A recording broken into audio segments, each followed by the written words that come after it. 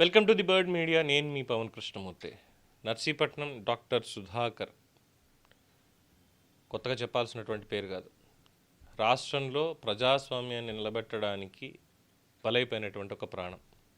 Yes, doctor Sudhakar కూడా YS Jaganmohan Reddy గారి పతనాన్ని శాసించినటువంటి వాళ్ళలో ఒకళ్ళని చెప్పచ్చు. ఎందుకంటే కరోనా సమయంలో N95 మాస్క్స్ సెంట్రల్ గవర్నమెంట్ అన్ని స్టేట్స్కి డిస్ట్రిబ్యూట్ చేస్తూ ఉండడం, ముఖ్యంగా ఎవరైతే ఫ్రంట్ లైన్ వారియర్స్ కింద ఉన్నారో డాక్టర్స్, ముఖ్యంగా డాక్టర్స్, అలాగే పోలీసులు కావచ్చు, పారిశుద్ధ్య సిబ్బంది కావచ్చు, వీళ్ళందరికీ ముందుగా అసలు దానికి వ్యాక్సిన్ ఏంటి తెలుసు, కరోనా వస్తుందని మాత్రం తెలుసు, కానీ కరోనా అంటే ఏమిటి, దానికి వ్యాక్సిన్ ఏంటి, లక్షణాలు ఏముంటాయి, ఇవన్నీ తెలియకముందు వచ్చినటువంటి వాళ్ళందరినీ ట్రీట్ చేస్తూ టెస్టులు చేస్తూ ఇవన్నీ చేస్తున్న క్రమంలో మాస్కులు లేక ఇబ్బంది పడుతూ ఉంటే, ఇలాగే నర్సీపట్నం హాస్పిటల్కి వెళ్ళినప్పుడు ఒక విలేకరి అడిగినటువంటి దానికి సమాధానం చెప్తూ పెద్ద పెద్ద వాళ్ళు రాజకీయ నాయకులందరూ కూడా ఇలా మాస్కులతో బేసి చేస్తుంటే ఎలాగండి, రోజుకు మాకు 50 మందిని 100 మందిని టెస్ట్ చేయాలి, లేదంటే 200 మందిని టెస్ట్ చేయాలంటే మా మీద పడేస్తున్నారు, మాకు కనీసం ప్రొటెక్షన్ కూడా లేదు, మాస్కులు కూడా మా దగ్గర ఉండవా, పెద్ద పెద్ద వాళ్ళు మాత్రం తీసుకుంటారా అని చెప్పి కాస్త బాధతో కోపంతో ఆయన ప్రశ్నించినటువంటి తీరు రాష్ట్ర వ్యాప్తంగా సంచలనమైంది.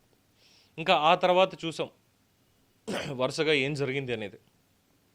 ముందుగా ఆయన ఏదో అయ్యన్న పాత్రుడి దగ్గరికి వెళ్ళిపోయాడు, అక్కడ కూర్చుని కుట్ర చేశాడు, వాళ్ళు మాట్లాడమంటే ఇదంతా మాట్లాడాడు. ఆ తర్వాత వైఎస్ఆర్సీపీ కార్యాలయానికి వెళ్ళి అక్కడ జీ హుజూర్ అంటూ సంతకం పెట్టడం, ఇవన్నీ చేయడం, ఇదంతా అయిపోయింది. ఆ తర్వాత కేసు నడవడం, ఆయన తప్పించడం ఇదైంది. ఆ తర్వాత ఆయన ఎక్కడికి వెళ్తే అక్కడికి పోలీసులు పంపించడం, ఇవన్నీ అయిపోయి ఆయన్ని నడి రోడ్డు మీద ఆయన్ని ఆపేసి చొక్కా విప్పేసి బట్టలు ఉడదీసి మరీ ఆయన పోలీస్ వ్యాన్లో ఎక్కించుకుని తీసుకుని వెళ్ళారు. పైగా ఆయన మద్యం మత్తులో ఉన్నాడు, కారులో మద్యం సీసాలు ఉన్నాయి, మేము టెస్ట్ చేస్తుంటే దొరికిపోయాడంటే ఇంకొక అబద్ధాన్ని క్రియేట్ చేశారు ఆనాటి అధికారులు అక్కడ.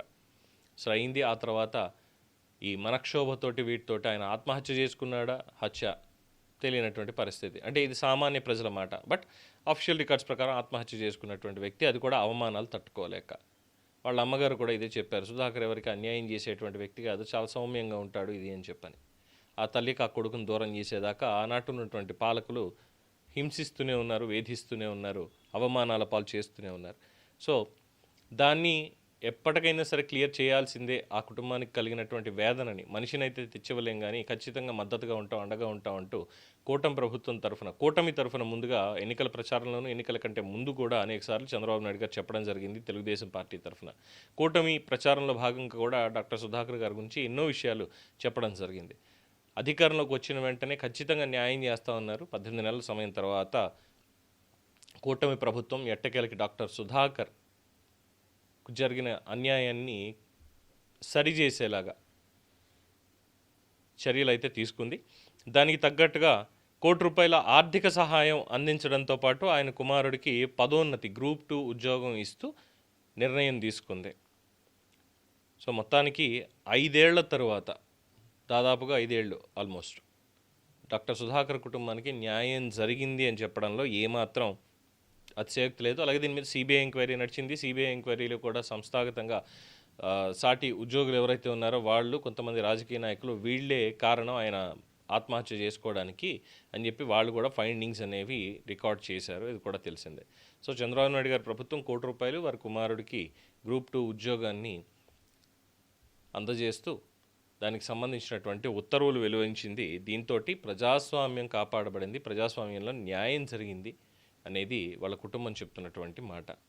ఎస్, ఇలాగే డాక్టర్ సుధాకర్కి మాత్రమే కాకుండా మన సీతానగరంలో వరప్రసాద్, అలాగే చీరాలలో కిరణ్ కుమార్, అండ్ కర్నూలులో అబ్దుల్ సలాం కుటుంబం, తర్వాత అమర్నాథ్ గౌడ్, 10 ఏళ్ల బాలుడైనటువంటి అమర్నాథ్ గౌడ్, అలాగే మన పూందోట రంగనాయకమ్మ గారు, ఇలాంటి వాళ్ళు ఎంతోమందికి న్యాయం జరగాలి, ఎంతోమందికి జరగాలి. అలాగే తోటచంద్రయ్య కుమారుడికి మరి ఇచ్చారా లేదా అన్నదానికి కూడా శాసనమండలి సమావేశాల్లో వైసీపీ వాళ్ళు అడ్డం పడ్డారు, హత్య చేశారు. జై జగన్ అనకపోతే చస్తామన్నారు, జై జగన్ అంటే వదిలేస్తామన్నారు. నేను చస్తే కానీ నేను అసలు అనను అనేసరికి గొడ్డలతో నరికి పీక్ కోసి చంపేశారు అతన్ని.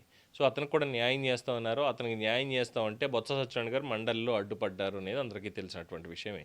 ఇలా చెప్పుకుంటూ పోతే లిస్ట్ చాలా శాంతాడుంది. అయినప్పటికీ డాక్టర్ సుధాకర్ గారికి ₹1 ఆర్థిక సహాయం వాళ్ళ కుటుంబానికి అండ్ వాళ్ళ అబ్బాయికి గవర్నమెంట్ జాబ్ అనేది ప్రభుత్వం ప్రస్తుతం ప్రకటించడం, ప్రతి ఒక్కళ్ళు కూడా ఆనందం వ్యక్తం చేస్తున్నారు, మంచి పని చేశారంటూ అభినందిస్తున్నారు.